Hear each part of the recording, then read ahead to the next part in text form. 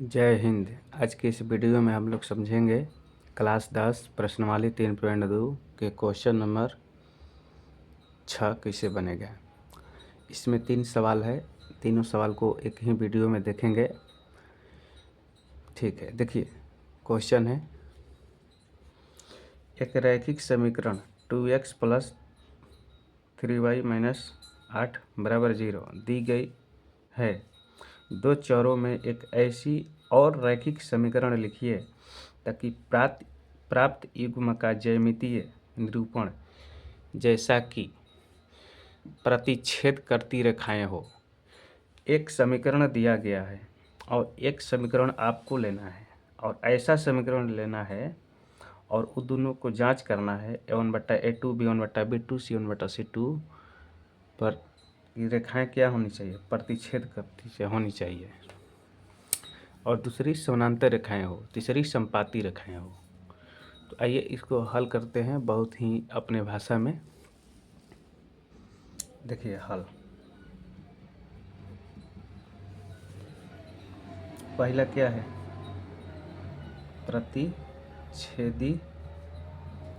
प्रतिच्छेद करती रेखाएं हो। समीकरण क्या दिया गया है, 2x + 3y - 8 = 0। ये समीकरण पहले से दिया गया है यहाँ पे। और हमको एक ऐसा समीकरण बनाना है कि रेखाएं क्या होनी चाहिए, प्रतिच्छेद होनी चाहिए। तो यहाँ पर हम मान लेते हैं 5x - 4y - 9 = 0।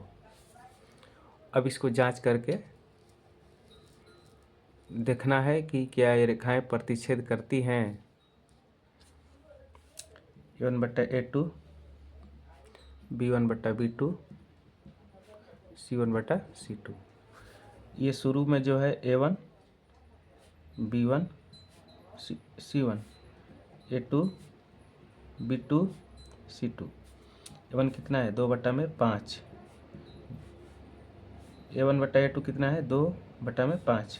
b1 कितना है, 3, और b2 कितना है, -4। c1 कितना है, -8। c2 कितना है, -9। माइनस माइनस कट गया। देखिए a1/a2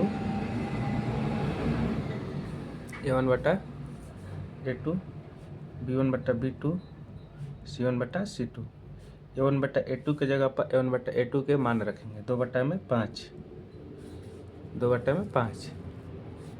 b1/b2 के जगह पर b1/b2 के मान रखेंगे 3/4।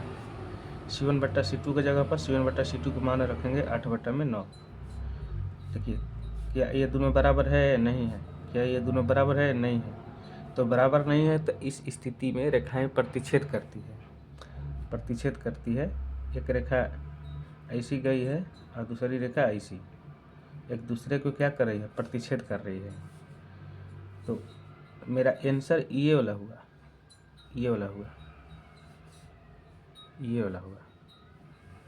और आप यहाँ पर कुछ भी मान सकते हैं, अलग अलग स्टूडेंट का अलग अलग यहाँ पर मान आएगा।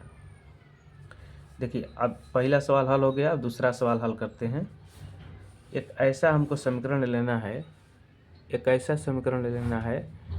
कि रेखाएं क्या होनी चाहिए, समानांतर होनी चाहिए। पहले से क्या है, 2x + 3y - 8 = 0। तो यहाँ पर हम अपने से कुछ ऐसा समीकरण लेते हैं कि रेखाएं समानांतर होनी चाहिए। समानांतर होने के लिए शर्त क्या है, पहले से शुरुआती में 2 बराबर होना चाहिए। तो यहाँ पर 4x + 6y - 9 = 0। अब इसको जांच करेंगे, a1/a2 b1/b2 c1/c2। a1/a2 ये शुरू वाला है a1 b1 c1, a2 b2 c2। a1 कितना है, a1/a2 कितना है, 2/4। b1/b2 कितना है, 3/6। c1/c2 कितना है, -8/9। ये माइनस माइनस कट गया, 3 एकम 3, 3 दूना 6, 2 एकम 2, 2 दूना 4, 1/2, 1/2, 8/9। देखिए A1/A2, B1/B2, C1/C2। A1/A2 के जगह पर A1/A2 का मान रखेंगे 1/2, B1/B2 के जगह पर B1/B2 का मान रखेंगे 1/2, C1/C2 के जगह पर C1/C2 का मान रखेंगे 8/9। क्या ये दोनों बराबर है? हाँ बराबर है। ये दोनों बराबर है? बराबर नहीं है, तो बराबर लिखे काट देंगे। इस स्थिति में शुरुआती के जब दो रेखाएं बराबर होती है तो इस स्थिति में रेखाएं क्या होती है? समानांतर होती है। समानांतर का मतलब ये हुआ कि ये दोनों रेखाएं एक दूसरे को कभी भी नहीं मिलेगी, समानांतर होती है और इसके बीच की दूरी हमेशा बराबर होती है। मेरा फाइनल आंसर ये वाला हुआ, ये वाला। अलग अलग स्टूडेंट का अलग अलग आंसर यहाँ पे आ सकता है, ठीक ना। अब तीसरा हमको जांच करना है। तीसरा क्या बोला है? संपाती रेखाएं हो, संपाती रेखाएं हो। यहाँ पर जांच कर देते हैं। देखिए यहाँ पे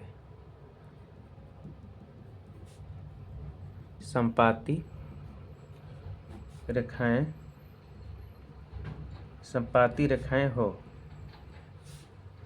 पहली से क्या है? पहले से है 2x + 3y - 8 = 0। अब यहाँ अपने से लेना है, अपने से हम ले लेते हैं 6x + 9y - 24 = 0। अब इसको जांच करेंगे A1/A2, B1/B2, ठीक ना। देखिए